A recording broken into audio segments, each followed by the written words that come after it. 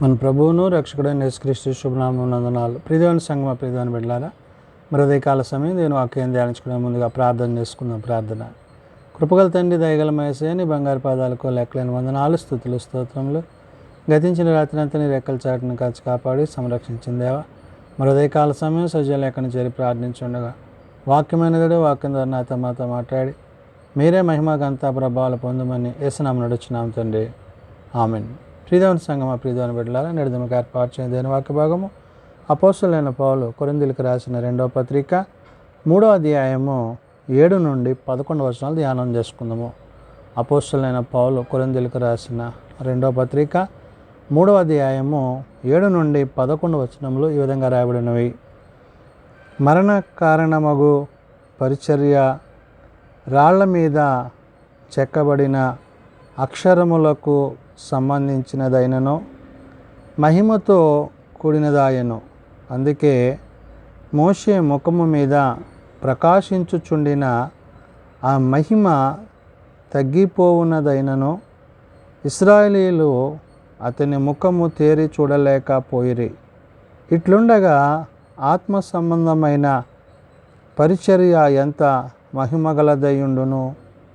పౌలు కొరింథీ సంఘానికి మరి పత్రిక రాస్తూ ఈ 2వ పత్రికలో ఆత్మ సంబంధమైన మహిమకరమైన పరిచర్యలు, రెండోది ప్రభు యొక్క మహిమ పోలికతో మార్చబడుతున్నాము అనే మాటలను ఇక్కడ పౌలు గుర్తు చేయుచున్నాడు. ఏదైతే మహిమ ప్రభావములో ప్రభు ద్వారా వాళ్ళు కలిగి ఉన్నారో ఆ కలిగి ఉన్న ఆ మహిమా ప్రభావములను బట్టి దేవుని యొక్క మహిమను, ప్రభు యొక్క మహిమను పరిచర్య విషయములో ప్రజలందరూ ప్రభువుని తెలుసుకునే విషయంలో దేవుడు వారికి ఇచ్చిన ఆ యొక్క ఉన్నతమైన ఆధిక్యతను బట్టి పౌలు ఇక్కడ గుర్తు చేయుచున్నాడు. కాబట్టి మరణకరణమగు పరిచర్య అంటున్నాడు. అంటే ఈ పరిచర్య ఇహమందు సుఖాన్ని, సంతోషాన్ని ఇవ్వదు, కానీ శ్రమలో కూడినదిగా, ఆ శ్రమలో ఫలితాన్ని పొందేవారమై మనం ఉంటాము. ఈ మహిమ పరలోక సంబంధమైన మహిమ, పరిశుద్ధాత్మ దేవుని యందు తండ్రి చేత కుమారుని ద్వారా మనకు అనుగ్రహింపబడిన ఆదరణకర్త అయిన పరిశుద్ధాత్మని యొక్క మహిమ ఏదైతే ఉందో దానిని ఇక్కడ మనము చూడగలము, పొందగలము. కాబట్టి ప్రభువు మహిమ పోలికలోకి మార్చబడుచున్నాము అంటున్నాడు. ఎలాగైతే ప్రభువు మరణించి తిరిగి లేచి ఆయన సజీవుడై 40 దినాలు తన శిష్యులకు అనేకులకు ఆయన అగుపడుతూ ఆయన పరమునకు చేర్చబడి తండ్రి యొద్ద కుడిపార్శ్వమున కూర్చుండి ఉన్నాడో, అలాగా ఆయన యందు విశ్వాసముంచు వారు కూడా ఆ మహిమలో ప్రవేశించువారై ఉన్నారు. దాన్ని ఉద్దేశించి ఇక్కడ పౌలు అంటున్నాడు, మరణ కారణమగు పరిచర్య, రాళ్ల మీద చెక్కబడిన అక్షరములకు అంటున్నాడు. దేవుడు మోషేకు ఏదైతే ఆ 10 ఆజ్ఞలు ఇచ్చి ఉన్నాడో ఆ 10 ఆజ్ఞలను బట్టి ఆ చెక్కబడిన ఆ రాళ్ల మీద ఇవ్వబడిన ఆ యొక్క వాక్యములు ఏవైతున్నావో అవి దేవుని యొక్క నోటి నుండి దేవుని మాటగా అవి ఉన్నవి. ఏ వాక్యమైతే మనలను జీవింపజేసేదో ఆ జీవవాక్యమే దేవుడు తన నోట నుండి వాటిని పలికించి రాయించాడు. కాబట్టి ఇక్కడ ఆ యొక్క మహిమను గూర్చి పౌలు అంటున్నాడు, రాళ్ల మీద చెక్కబడిన అక్షరములకు సంబంధించినదైనను మహిమతో కూడినదాయను అంటున్నాడు. అవి కేవలం రాళ్ల మీద చెక్కబడినప్పటికీ ఆ అక్షరానుకున్న బలాన్ని, శక్తిని, ప్రాధాన్యతని, దేవుని యొక్క ఉన్నతమైన స్థితిని తెలియజేసేదై ఉన్నది.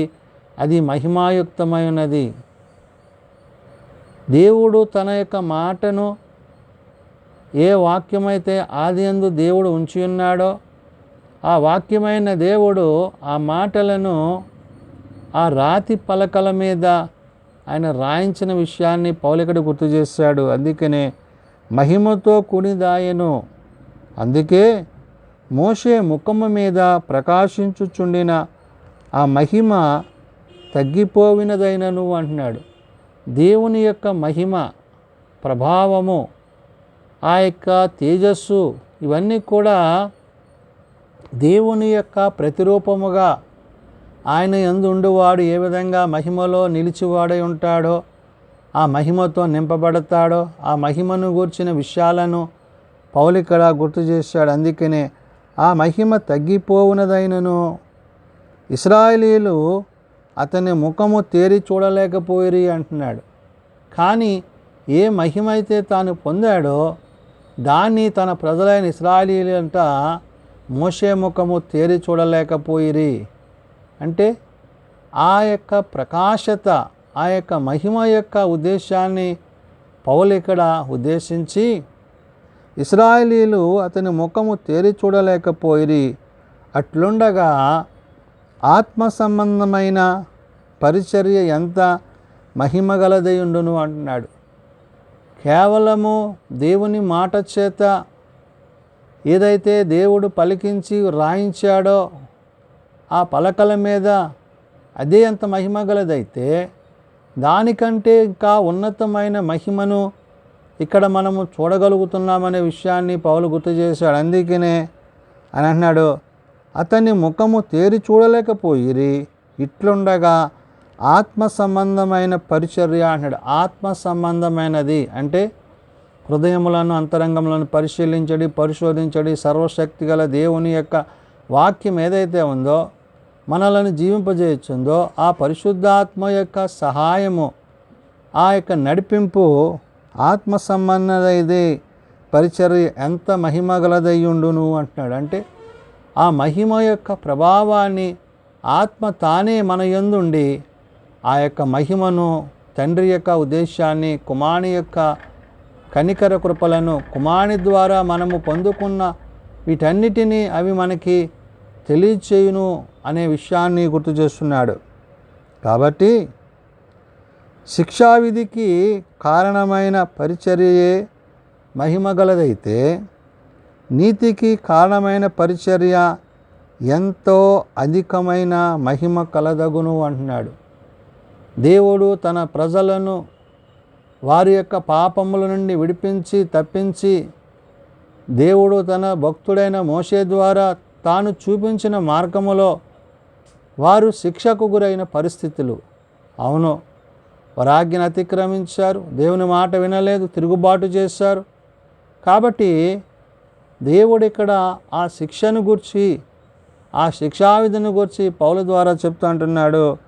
శిక్షావిధికి కారణమైన పరిచర్యే మహిమగలదైతే నీతికి కారణమైన పరిచర్య ఎంతో అధికమైన మహిమగలదగును అంటున్నాడు. నీతికి కారణమైన ఎవరైతే దేవుని నీతిని అనుసరించి, ఎవరైతే వాక్యాన్ని అనుసరించి, ఎవరైతే దేవుని చిత్తాన్ని అనుసరించి ఆయన వాక్యమునకు లోబడి విధేయులై ఆయన యందు పునర్జన్మ సంబంధమైన బాప్తిసాన్ని కలిగి పాపమును విడిచి నీతి న్యాయములు జరిగించు దేవుని యొక్క మహిమలో నిలిచివారై ఉంటారో, ఆత్మయందు నిలిచివారై ఉంటారో వారిని ఉద్దేశించి పౌలు ఇక్కడ చెప్తున్న మాట, శిక్షావిధికి కారణమైన పరిచర్యే మహిమగలదైతే నీతికి కారణమైన పరిచర్య ఎంతో అధికమైన మహిమ కలదగును అంటున్నాడు. ఆ అధిక మహిమ ఆధిక్యతని, ఆ మహిమా ప్రభావాలను మనము కలిగిన వారమై ఉంటాము అనే విషయాన్ని గుర్తు చేయొచ్చు.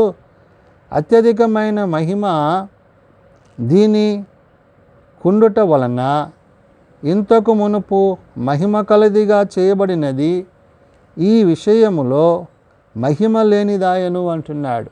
అంటే క్రీస్తే ఆ మహిమాస్వరూపిగా, ప్రభువే ఆ మహిమ యందు నిలిచిన వాడై ఆయన యొక్క తత్వము యొక్క మూర్తిమత్వాన్ని, తండ్రి యొక్క చిత్తాన్ని ఆయన జరిగించి మన ఎడల ఆయన చూపించిన ప్రేమ ఏదైతే ఉందో దానిని పౌలు గుర్తు చేశాడు.